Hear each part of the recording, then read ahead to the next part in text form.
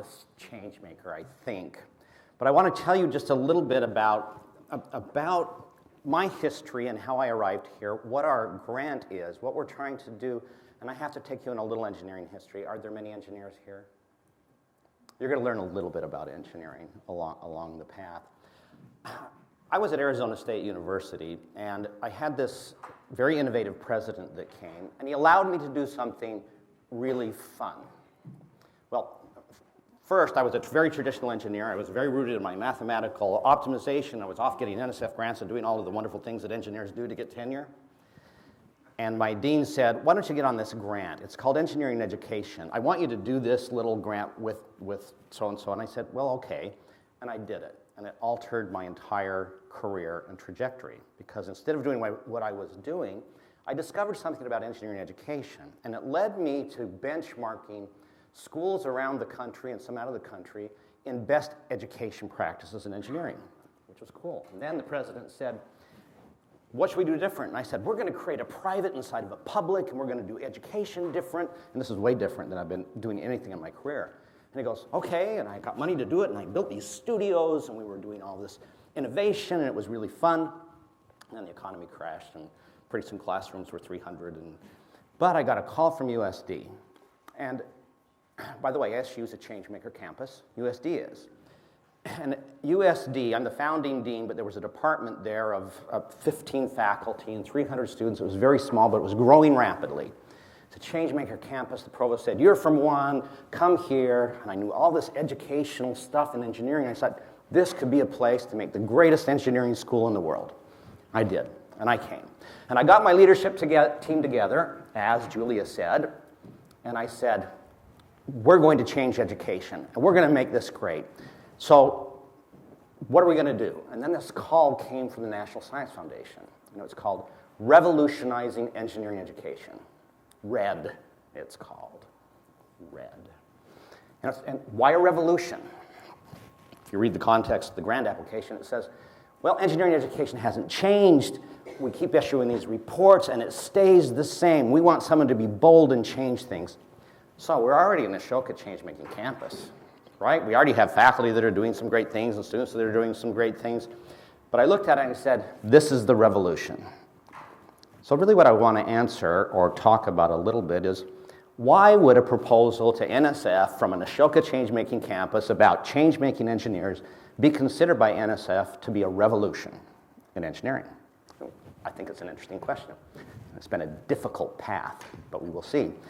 Well, to explain this, I kind of have to take you just a little bit into what engineering education is like, where I came from in the process.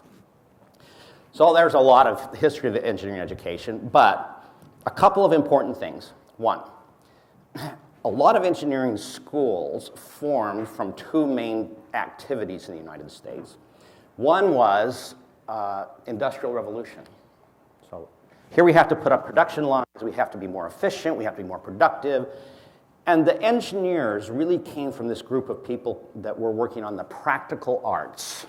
They were making the wheels, they were making the devices, they worked in machine shops, and that's how engineering education started, with people making things. Well, as you have to go into mass production lines, you need to be a little bit more formal because you want those products to come out the same every time, all right? So something had to happen in engineering education, which was a little more precision, still mostly shop-based, but they started bringing some formalization into engineering. Then something big happened, representative of many things. Sputnik happened. Now, who from the government gets all the grant money? It's the scientists, the physicists, because they're creating the next bomb or the next whatever it is that they're creating. So in order to compete for financial money from the government, engineering had to change also to more precision. It didn't have to change. It did change. So that's how engineering changed. It changed from practical arts and working in shops and making things to something highly formalized, very mathematical. Is that good or bad? There's some good things about that. We think of things that have come from that formalization, from chips to rockets to advanced materials, and it's really cool. But speaking of the formation of engineers and how engineering faculty get formed and what they value, now comes from that intense formalization. So the experience of a PhD going through engineering, by and large, is to become very mathematical. Certainly, my undergraduate, master's, and PhD were math. We call it engineering, but it's math. And I did some math. I look back at some of my stuff. I can't even do that math anymore. I have pages and pages of complex proofs and math, and it's a wonderful thing, but then guess what else we value as faculty? Grants, big government grants, publications that are highly mathematical. And it's interesting because as you become formalized, you become more disciplinary. So you formalize a discipline around mechanical, and you do that math, and electrical, and you do that math, and materials, and chemicals, and you do that math, and civil, and you do that math. And math is a good thing. Now, this is a picture of one of my professor's walls in his office.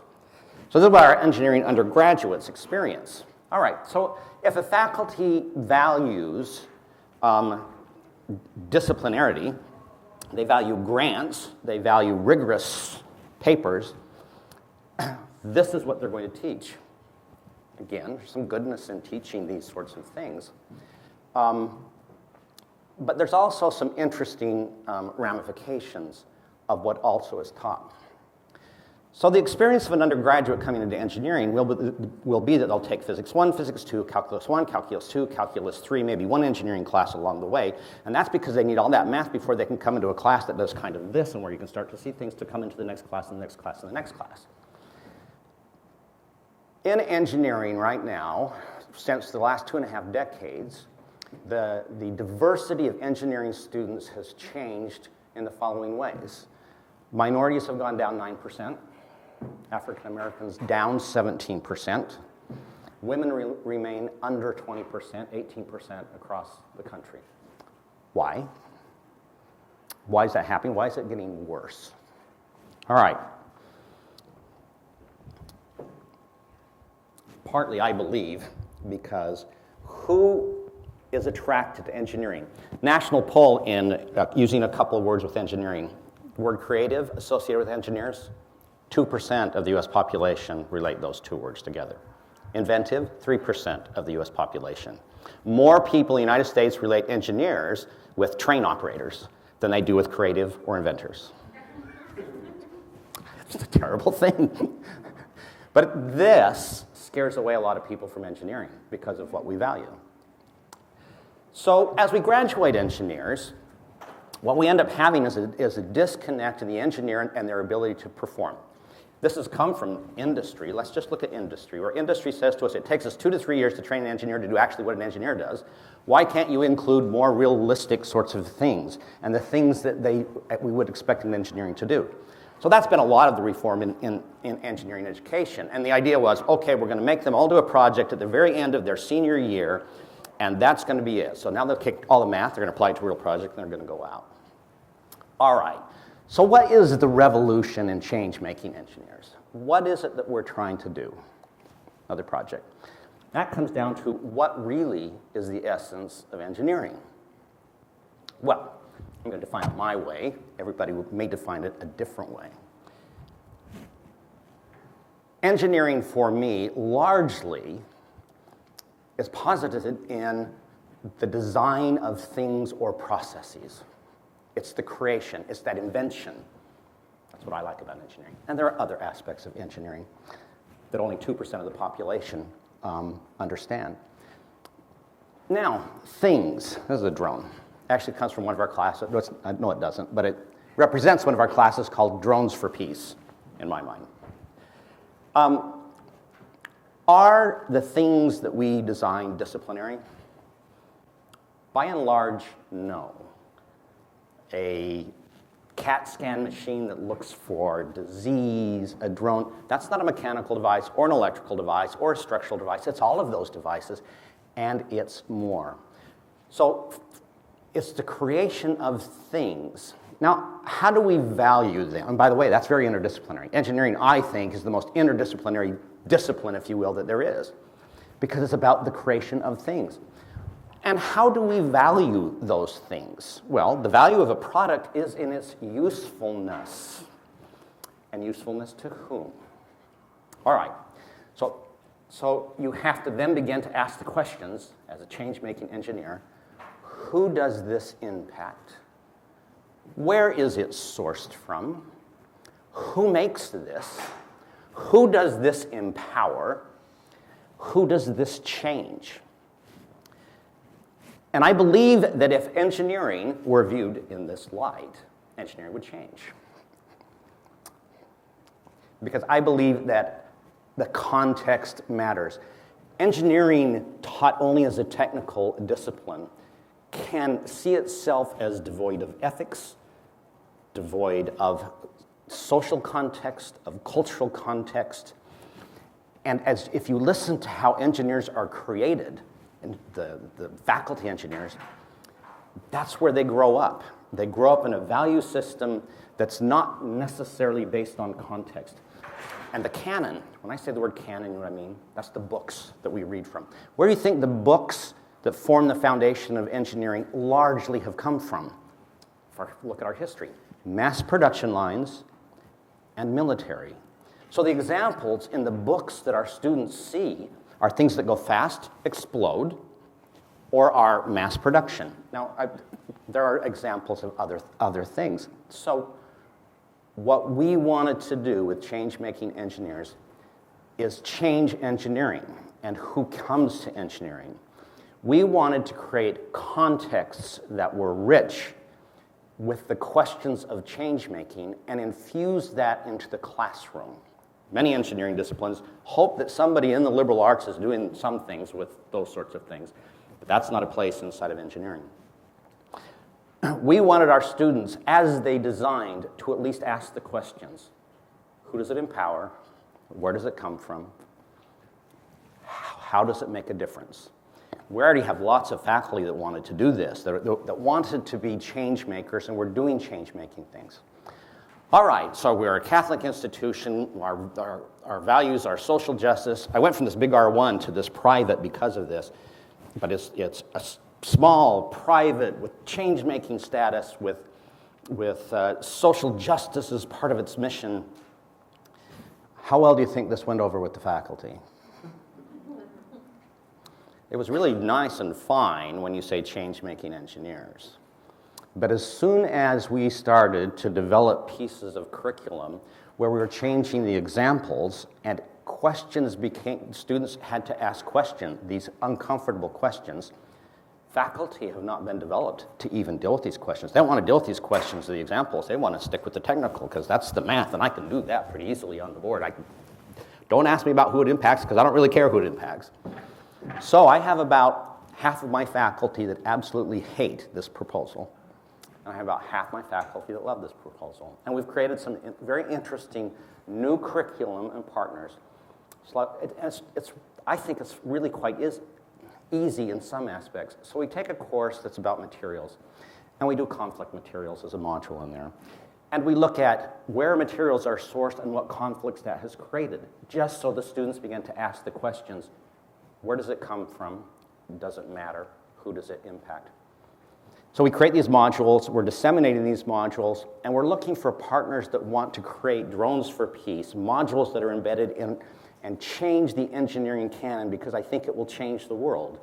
It will change who comes to engineering, what they create, how they create it. And one last example. So this is one of my engineering faculty with a sociology professor and a political science professor working together on a change-making activity where we're trying to fuse the disciplines, bring these interdisciplinary aspects to engineering, and change what engineering actually means and represents. And that's why it's a revolution. And it's a bloody revolution. And that's it. Any questions from you?